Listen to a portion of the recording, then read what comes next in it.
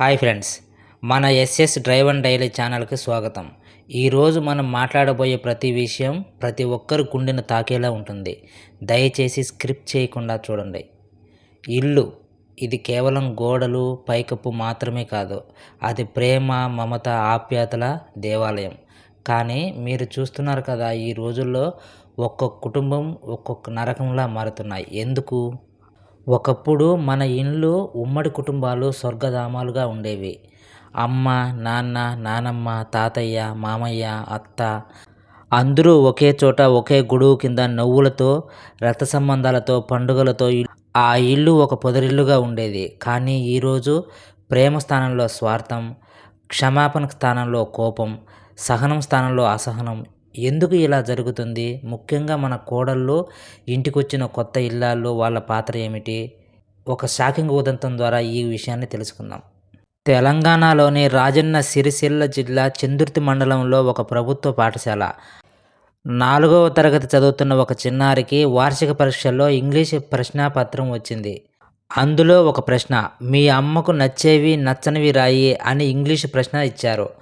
ఆ చిన్నారి ఏం రాసిందో తెలుసా? అమ్మకు నచ్చనివి నానమ్మ, తాతయ్య అని రాసింది.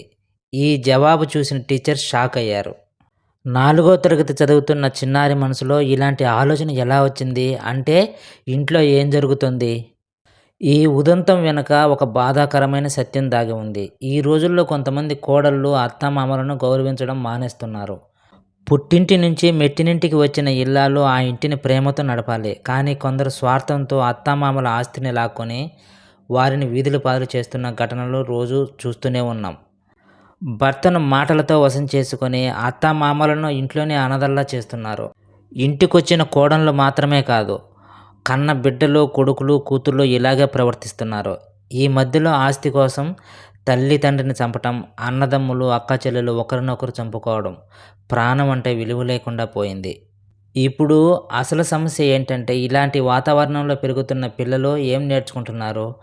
తల్లి తండ్రిని మనం ఎలా చూస్తున్నామో పిల్లలు కూడా అదే చేస్తారు, అదే నేర్చుకుంటారు. రేపు వాళ్ళు పెద్దయ్యాక అదే పద్ధతిలో తమ తల్లిదండ్రులను చూస్తారు. ఆ చిన్నారి రాసిన జవాబు దీనికి నిదర్శనం. నీవు నీ పిల్లలకు ఏం నేర్పిస్తున్నావు? ప్రేమ, స్వార్థమా?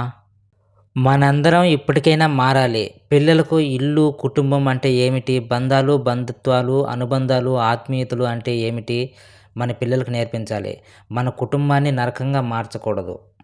అత్త మామలు, నానమ్మ, తాతయ్య వాళ్ళు మనకి ఇచ్చే ఆశీర్వాదం, వాళ్ళ మాటల్లో జీవిత సారం దాగి ఉంటుంది. వాళ్ళను గౌరవించండి, వాళ్ళతో ప్రేమగా ఉండండి. నీవు ఈరోజు వాళ్ళను వీధిపాలు చేస్తే రేపు నీ పిల్లలు నిన్ను అలాగే చూస్తారు. గుర్తుంచుకోవాలి. ఈ వీడియో మీకు నచ్చితే మీ ఇంట్లో మీ పెద్దలను మీరు ఎలా చూస్తున్నారో కామెంట్స్ రూపంలో తప్పక షేర్ చేయండి.